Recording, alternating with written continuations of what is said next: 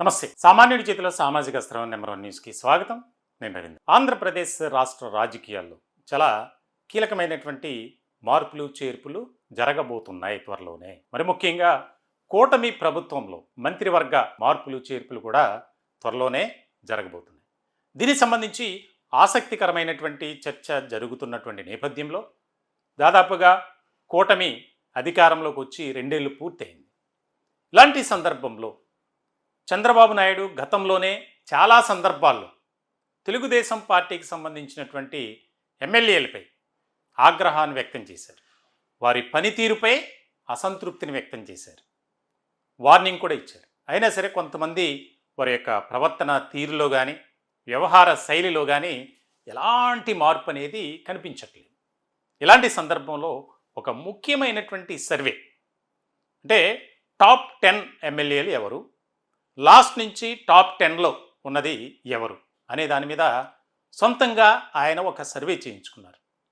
దీనికి సంబంధించి ఆ జాబితా బయటికి రావడం, విస్తృతమైనటువంటి స్థాయిలో దానికి సంబంధించినటువంటి చర్చ జరుగుతుంది.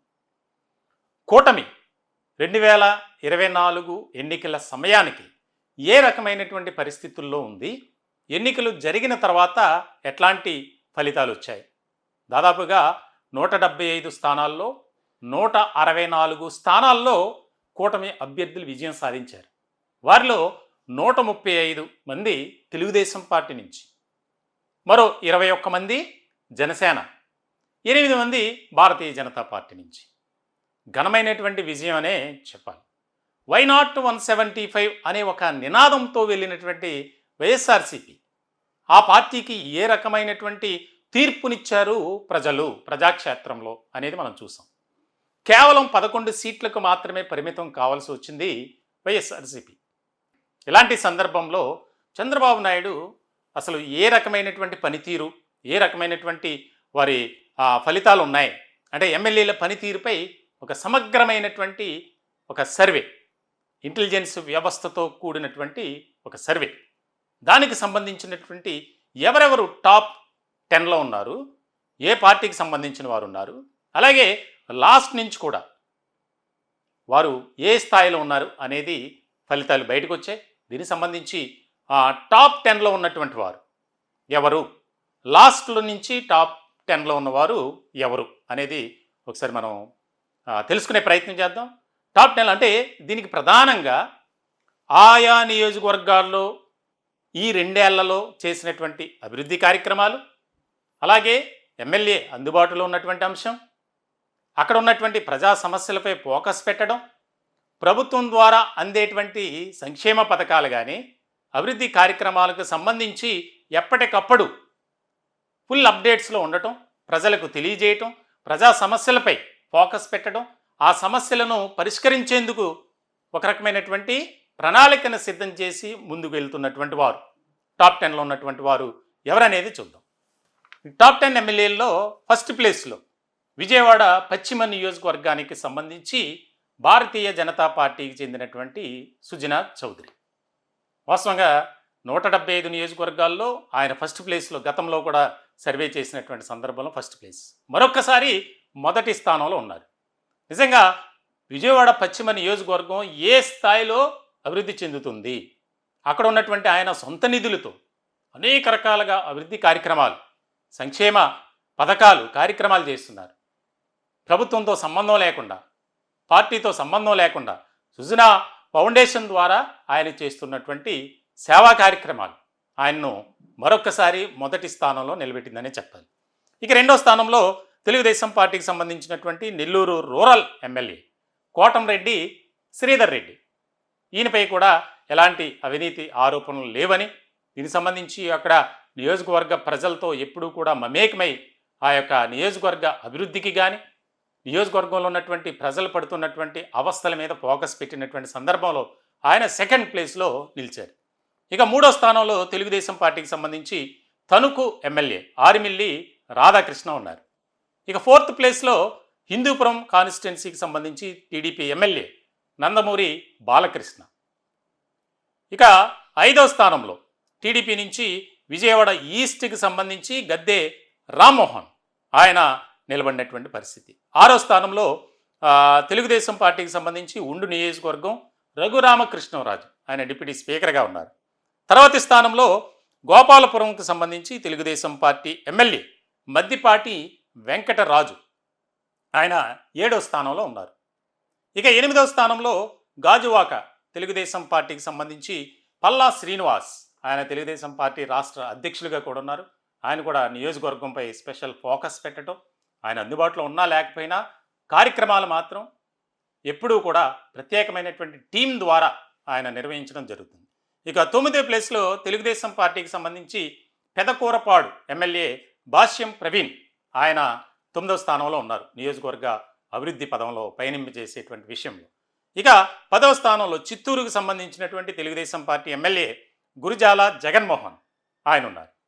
ఇక్కడ ఒక ముఖ్యమైనటువంటి అంశం ఏంటంటే ఈ టాప్ 10 ఎమ్మెల్యేల్లో భారతీయ జనతా పార్టీ నుంచి ఫస్ట్ ప్లేస్లో ఉన్నటువంటి సుజనా చౌదరి ఆయన ఉంటే, మిగిలినటువంటి 9 మంది కూడా తెలుగుదేశం పార్టీకి సంబంధించి.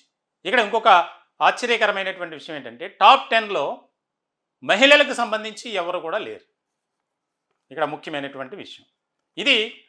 అభివృద్ధి పదంలో కానీ నియోజకవర్గానికి సంబంధించి అక్కడ స్థానికంగా ప్రజలతో మమేకమవుతూ ఆ సమస్యలపై ఫోకస్ పెడుతూ ఎప్పటికప్పుడు నియోజకవర్గంలో తిరుగుతూ పర్యటిస్తూ ఆ సమస్యలను తెలుసుకుంటూ దాని పరిష్కారం కోసం ఒక కార్యాచరణతో ముందుకు వెళ్తున్నటువంటి టాప్ 10 ఎమ్మెల్యేలు. ఇక లాస్ట్లో అంటే వరస్ట్ ఎమ్మెల్యేలు, వారి పనితీరు కూడా అధ్వానంగా ఉంది, అనేక రకాల ఆరోపణలు, మరెన్నో వివాదాలు, అవినీతి అక్రమాలకు సంబంధించి ఇవన్నీ కూడా క్యాలిక్యులేట్ చేసి వాటిని ప్రాతిపదికన తీసుకొని టాప్ 10 లాస్ట్ నుంచి వారి జాబితా కూడా సిద్ధమైంది. దాంట్లో మొట్టమొదటి స్థానంలో ఆళ్లగడ్డ తెలుగుదేశం పార్టీకి సంబంధించి ఆళ్లగడ్డ నియోజకవర్గానికి సంబంధించి ఎమ్మెల్యే భూమా అఖిలప్రియ.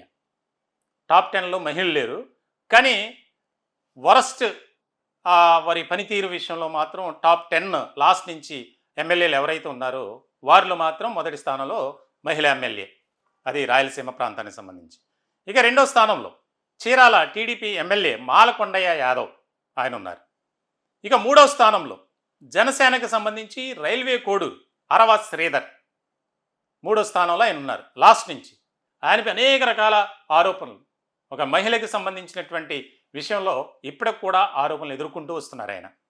అసలు ఎప్పుడు కూడా నియోజకవర్గ వైపు కానీ నియోజకవర్గంలో ఏం జరుగుతుందని కూడా పట్టించుకున్నటువంటి సందర్భాలు లేవట. ఇక 4వ స్థానంలో టీడీపీ పాణ్యం ఎమ్మెల్యే గౌరు చరితారెడ్డి, మరో మహిళ, 4వ స్థానంలో ఉన్నారు. ఇక 5వ స్థానంలో గంగాధర నెల్లూరు నియోజకవర్గానికి సంబంధించి టీడీపీ ఎమ్మెల్యే థామస్, ఆయన ఉన్నారు. ఇక 6వ స్థానంలో కావలి టీడీపీ ఎమ్మెల్యే వెంకట కృష్ణారెడ్డి, ఆయన ఉన్నారు. అలాగే 7వ స్థానంలో టీడీపీకి సంబంధించి చిలకలూరిపేట ఎమ్మెల్యే ప్రత్తిపాటి పుల్లారావు, దీని మీద అనేక రకాల ఆరోపణలు. అక్కడ స్థానికంగా పేకాట శిబిరాలను ఏర్పాటు చేయటం, ఈయన అనుచరులు ఎవరైనా సరే ఎమ్మెల్యే పేరు చెప్పుకొని చేస్తే ఎమ్మెల్యేకే బ్యాడ్ నేమ్ కదా. ఇలాంటి సందర్భంలో ఆయన దాదాపుగా ఎన్నో పర్యాయాలు ఎమ్మెల్యేగా చేశారు, మంత్రిగా చేసినటువంటి అనుభవం ఉంది. కానీ ఇప్పుడు ఎవరైతే స్వయాన చంద్రబాబు నాయుడు చేయించినటువంటి ఒక సర్వే ఏదైతే ఉందో ఇంటెలిజెన్స్ వ్యవస్థతో కలిపి ఆ జాబితాలో ఆయన 7వ ప్లేస్లో ఉన్నారు. ఇక 8వ స్థానంలో టీడీపీకి సంబంధించినటువంటి చింతలపూడి ఎమ్మెల్యే సొంగ రోషన్. నెక్స్ట్ సంబంధించి 9వ స్థానంలో పార్వతీపురం ఎమ్మెల్యే విజయ చంద్ర, ఆయన ఉన్నారు. 10వ స్థానంలో జనసేన పోలవరం నియోజకవర్గానికి సంబంధించి చిర్రి బాలరాజు, ఈయనున్నారు. ఈయనపై కూడా ఇటీవల కొన్ని ఆరోపణలు వినిపించాయి. ఆ మధ్య తెలుగుదేశం పార్టీకి సంబంధించి అలాగే జనసేన ఇద్దరు సీనియర్ నేతల మధ్య ఆడియో టేప్ అనేది బయటకు వచ్చింది, ఆడియో రికార్డింగ్ అనేది. చిర్రి బాలరాజు ఎమ్మెల్యే విషయానికి సంబంధించి ఆయన అక్రమంగా సంపాదిస్తున్నారు అది ఇదని చెప్పి రకరకాల అంశాలు వచ్చినాయి. తర్వాత వేరే విషయం ఒక మహిళకి సంబంధించి వచ్చింది. ఇలాంటి క్రమంలో అంటే నియోజకవర్గంలో జరుగుతున్నటువంటి ఏది కూడా సరైనటువంటి రీతిలో పట్టించుకోవట్లేదు. అక్కడ అభివృద్ధి కార్యక్రమాలు కానీ ప్రజలతో మమేకం అవటం కానీ అక్కడ నెలకొన్నటువంటి సమస్యలపై ప్రత్యేకమైనటువంటి దృష్టి పెట్టట్లేదు అనేది ఈ సర్వేలో టాప్ 10 వారు ప్రయారిటీ ప్రకారం చూస్తే ఆ 10 మంది అలా ఉంటే ఈ 10 మంది విషయంలో చంద్రబాబు నాయుడు చాలా సీరియస్గా ఉన్నట్లు. కూటమి పార్టీల నేతలు కాబట్టి ఇక్కడ దాదాపుగా టీడీపీ నుంచి 8 మంది ఉంటే జనసేన నుంచి 2 ఉన్నారు. ఇక్కడ ఈ 10 మందిలో దాదాపుగా రిజర్వ్డ్ కాన్స్టిట్యున్సీస్ అంటే ఎస్సీ ఎస్టీకి సంబంధించి 5 నియోజకవర్గాలు ఉండటం విశేషం. సంబంధించి మొత్తంగా దీనికి సంబంధించి ఒక ఆసక్తికరమైనటువంటి చర్చ జరుగుతుంది. ఏదైతే మీ వ్యవహార శైలి కానీ పనితీరు కానీ మెరుగుపరుచుకోవాల్సినటువంటి అవసరం చాలా ఉంది. లేని పక్షంలో భవిష్యత్ కాలంలో తీవ్రమైనటువంటి పరిణామాలు తప్పవు. ఇప్పటికే చంద్రబాబు నాయుడు కూటమి ప్రభుత్వాన్ని నడిపించడానికి అనేక రకాలుగా ఎన్నో వ్యూహాలు మరెన్నో కార్యాచరణ ఒక రకమైనటువంటి విధానంతో ఆయన వెళ్తున్నారు. ఇలాంటి క్రమంలో కొంతమంది ఎమ్మెల్యేల వల్ల అక్కడ ఉన్నటువంటి ఎమ్మెల్యేల అనుచరులు ఎవరైతే ఉన్నారో వారి వల్ల కూటమి 3 పార్టీలకు సంబంధించి ఒక బ్యాడ్ అనేది ఎక్కువ సర్క్యులేట్ అవుతుంది.